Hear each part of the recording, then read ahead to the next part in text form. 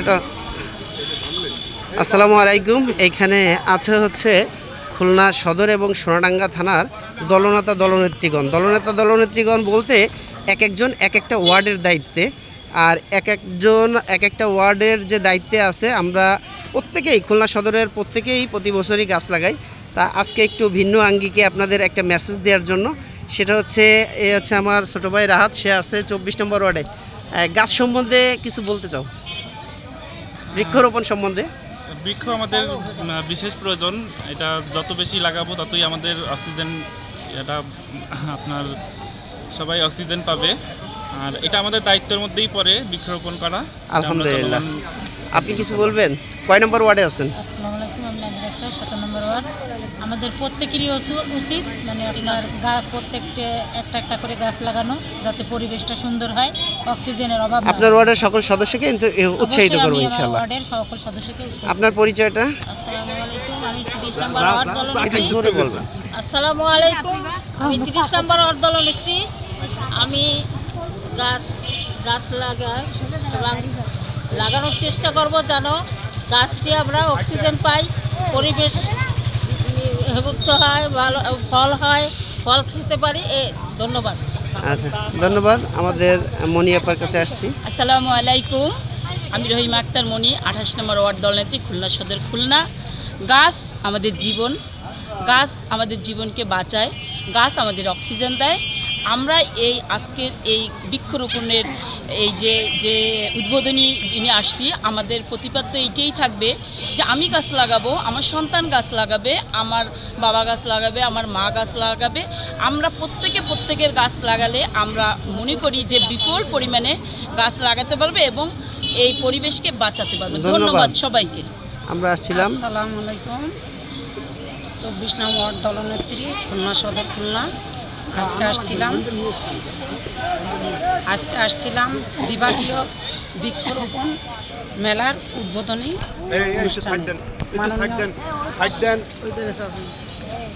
মাননীয় প্রতিমন্ত্রী। যাক আপা, এই যে আপনি যে গাছটা নিচ্ছেন, গাছটা তো ইনশাল্লাহ লাগাবেন? জি। এটা নিজের বাসায় লাগাবেন নাকি অন্য কোথাও লাগাবেন?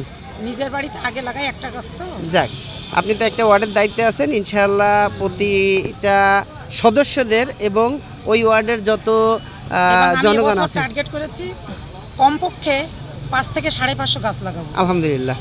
আমরা এবার যাই আমাদের আরেক দলনেত্রী। আসসালামু আলাইকুম, আমি শাহিলা আফরিন, সোনারাঙ্গা 19 নং ওয়ার্ড দলনেত্রী। আমি আজকে বৃক্ষরোপণ এই যে মেলায় উদযাপিতে আমরা আসছি, মঞ্জু সাহেব ছিলেন এবং আরও অনেক সদস্য এবং বাহিনীরা ছিলেন।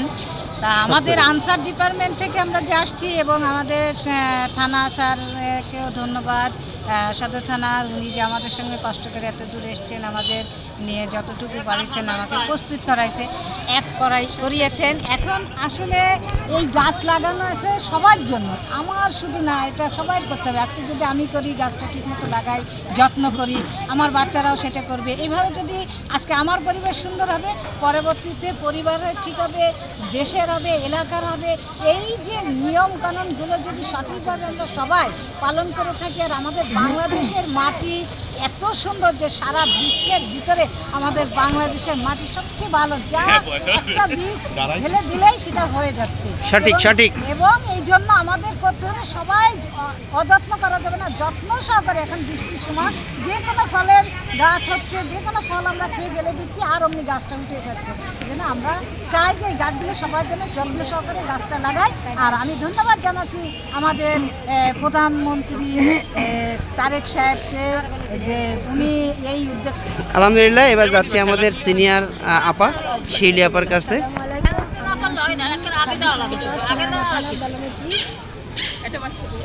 আমার আজকে আমার বৃক্ষরোপণের বিষয়ে আমাদের সার্কিট হাউসে উদযাপিত অনুষ্ঠান, মঞ্জু ভাই ছিল। আমি গাছ লাগাবো, আমার ছেলে মেয়ে লাগাবে, আমার সদস্য আছে, আনসার বিডিপির সদস্যদেরও উদযাপিত সহযোগিতা দিব যাতে আমরা গাছ লাগাতে পারি। আলহামদুলিল্লাহ। আসসালামু আলাইকুম, আমি নাসরিন, 3 নম্বর ওয়ার্ড দলনেত্রী। আমরা আনসার দলনেত্রী নাসরিন। তা আমাদের প্রতি বছর গাছ দিয়ে থাকে লাগানোর জন্য। আমরা গাছ লাগাবো, গাছের যত্ন নেব, মানুষকে ভালোবাসবো, গাছকেও ভালোবাসবো। আল্লাহ হাফেজ। ধন্যবাদ। পাম দেয়া লাগবে। আসসালামু আলাইকুম, আমি 21 নং ওয়ার্ড দলনেতা আনসার বিডিপি খুলনা। আজকে আমার ওয়ার্ডে বৃক্ষমেলা আয়োজন করা হয়েছে। ইতিপূর্বে আমাদের মাননীয় প্রধানমন্ত্রী মহোদয় 2.5 কোটি গাছ লাগানোর জন্য, যেটা 25 কোটি গাছ লাগানোর জন্য যেটা বলছে 5 বছরে,